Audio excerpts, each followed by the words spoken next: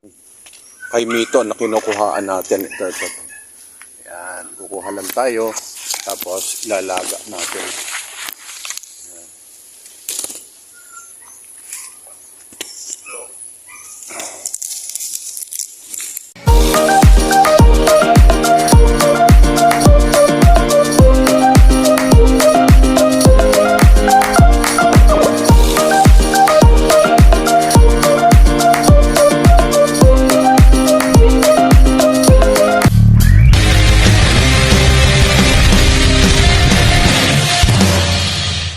Brad, isang muli napakagandang hapon po sa atin lahat. Ngayong hapon na to, meron tayong share na ginagawa nating gamot dito sa ating mga alagang baboy na pag nagtatae. Ngayon, ang ginagawa namin dito ni Joel, yun nga, nagdalaga kami ng dahon ng tagneto ng kainito. Yun lang ginagawa namin mga kabrad na panggamot do sa aming mga alagang baboy pag kami nagtatae.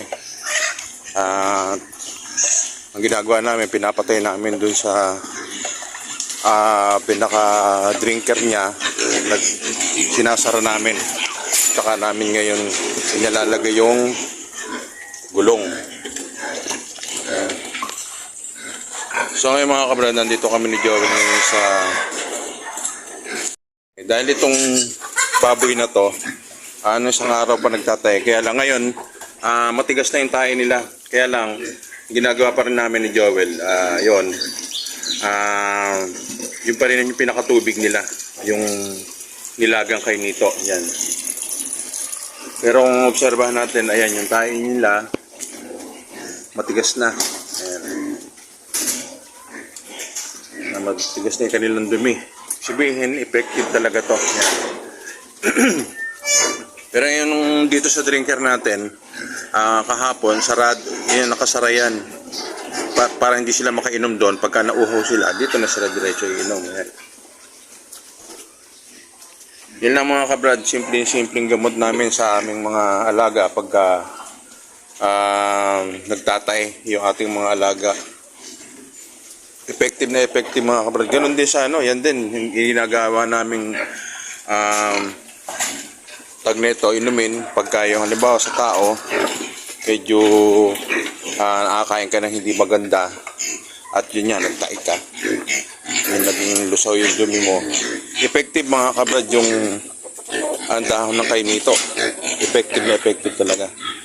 Ito minsan meron dito nagtatae dito sa ating mga native, pinainom natin sila pero ngayon yun yan, matigas na yung kanilang dumi. Dahon lang ng kainito mga kabrad at sureball na madali silang gagaling. Ito namang mga dahon niya ng kainito mga kabrad ay matatagpuan lang natin sa ating paligid na sa kapitbahay o kung saan man makakakit tayo ng dahon ng kainito. Napaka-effective mga kabrad. At yun ang ginagamot natin dito sa ating mga alaga. Isang araw, yung ating dalawang partner doon ay nagtatay. Ang sabi ko nga kay Joel, maglaga siya ng dahon ng kainito at para na yun ang ipainom. Ngayon, ang gawin naman namin diskarte doon, yung drinker. Ang gagawin namin, yung sasara namin yung drinker. Ngayon, sa umaga hindi namin sila paiinumin doon. Siyempre sa gawin bandang tanghali medyo uho na yun. Ngayon ang gagawin namin, yung biniyak na gulong doon namin ngayon ilalagay yung nilagang dahon ng kainito. Kaya ayun, isang araw lang halos na nagtae sila, tapos kinabukasan tumigas na yung dumi nila. Effective.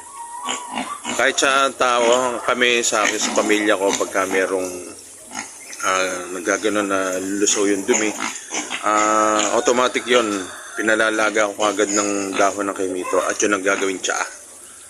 Effective, saglit lang mga kabrad at gagaling ka agad. Kasi dito lalo na sa ating mga alaga, pag ang mga alaga ay nagtae, mabilis silang pumapayat. mabilis na bumabagsak ang kanilang mga katawan. Kaya importante mga kabrad na pagka nakita nating lusaw na ang dumi ng ating mga alaga, maglaga kagad tayo ng dahon ng kaimito para hindi na tayo bibili pa ng sa poultry farm ng gamot. Kaya naman dito, yun nga, dahon ng kaimito, bisibihin, wala siyang organic pa rin. Importante yan mga kabrad.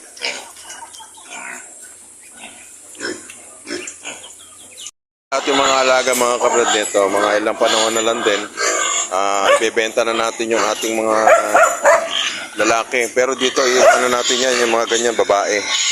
Yan tayo magpaparami ng lahi. Yan, kamukha nito. Yan. Siguro, meron tayo mga 20 inahin. Tapos, ang gagawin natin dyan mga kacho, mga kabrad, yung ating Rhode Island.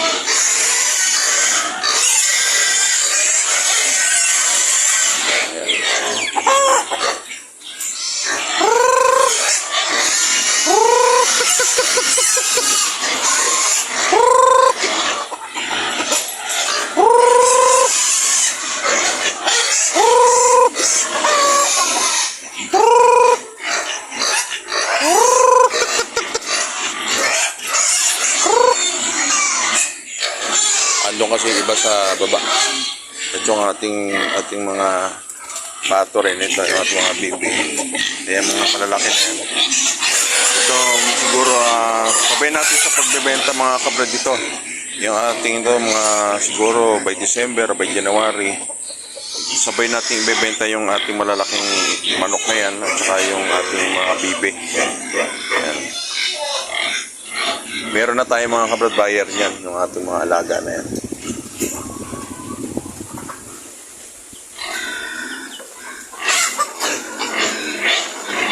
Ito sila ating mga alaga nagsitain na to.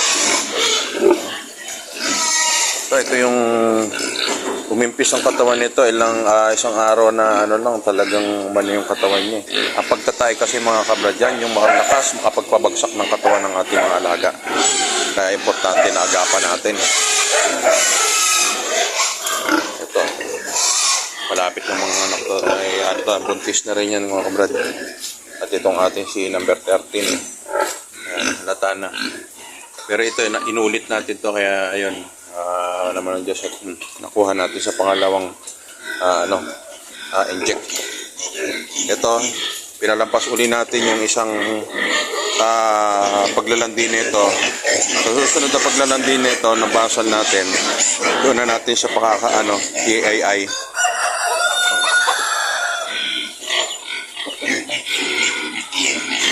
Pasyalan natin mga brad yung ating Rhode Island dito. Ito mga brad yung ating itong Rhode Island. Ayan. Dito pa yung isa. Ayan, yung kamukha ng mga babae na yan. Ilan ang kumakasta niyan. Ayan. Laki na ating Rhode Island. Ito yung mga babae natin ito na manok. Mga nangingitlog na yan. Ngayon ang naging kumatsaw sa kanila itong Rhode Island natin. Ayan. Dalawa na yan. Ito puro mga kabrad. Ito mga anak-anak na lang nila yan. Ito mga kabrad, yung inahin nito, ito yung kaber. Yan, yung naging ina niyan. Pero mga anak na lang nito yan. Malalaki sila. Ito mga kabrad, nagtimbang tayo ng isa nito, halos 2 kilo na pumutak nito. Magda 2 kilo.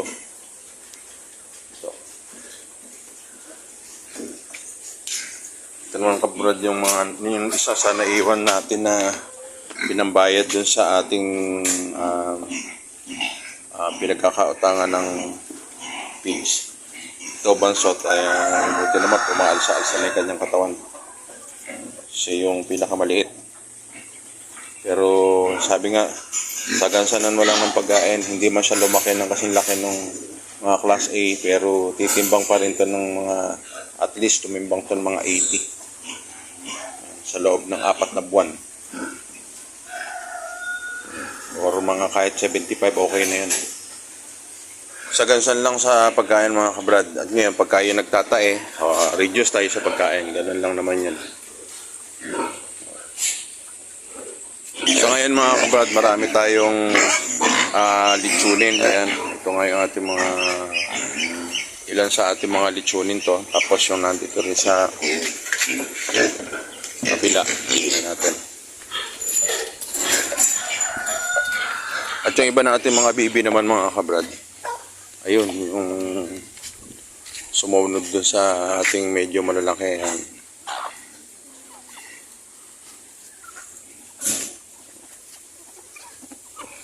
Ito naman ito yung nag-iisa nating barako na lang. Ito, ay dalawa bali ito. Dalawa yung ating barako. Ayan. Ito yung mga anak na to ng mga Rhode Island yan. Itong ano na to. Yan yung breeder well na. Ngayon, ito yung ating isang itim na to, buntis na to. At malata na rin kanya, lumalapad na yung kanyang likod. Yan. Buntis na naman yung ating, ano na to. Ito rin, buntis na rin yan. Ito yung barako, isinama na natin dyan.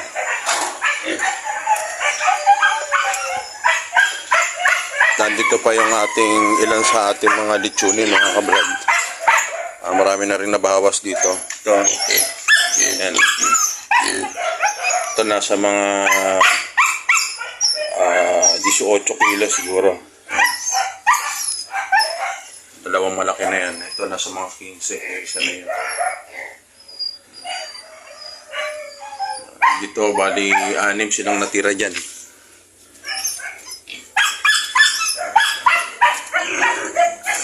Ito naman yung mga hindi pa natin naawat.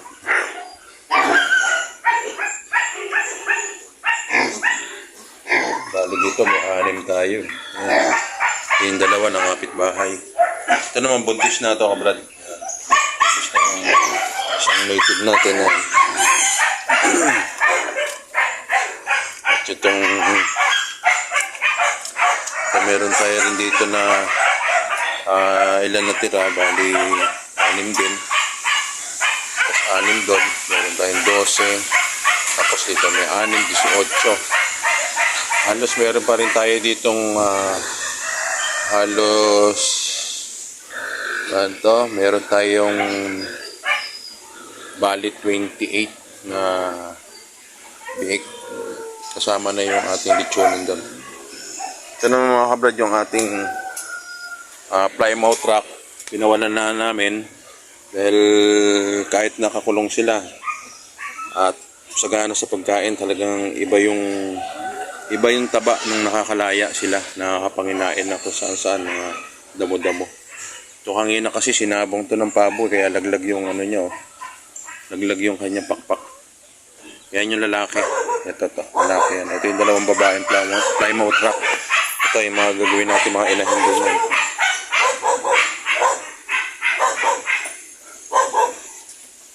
Dito marami rin tayong itlog. Ngayon, yan. Marami tayong itlog. Dito rin meron tayong itlog na pisain. Ayan. Dito. Diba, ang dudumi ng halang.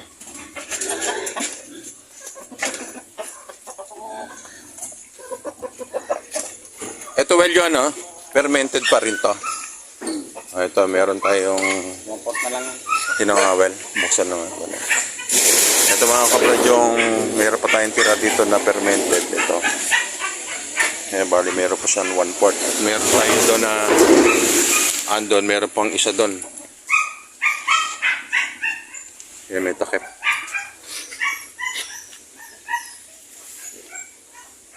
At bumili lang tayo kanina ng ng ating pidge para sa ating mga alaga.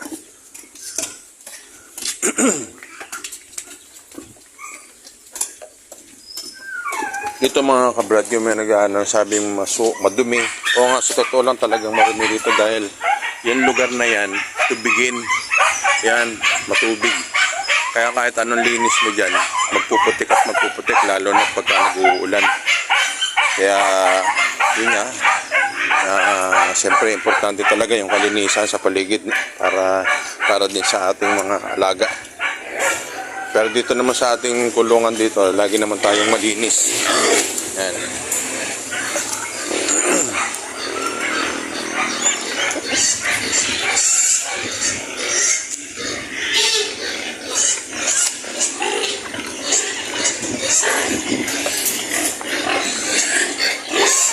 Mga siguro by December, pipiliin na natin dito yung mga babae sa ating mga kamukha. Doon sa mga babae natin, mga alagang manok, pipiliin na natin ito, kamukha nito. Puhulihin na natin yan para sa ating ito, makakain lang nito mga ito. Well, lagyan pa konti.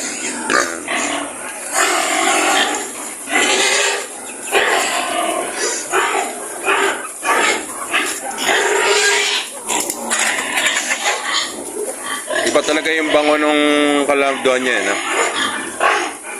Mabango yung pinch.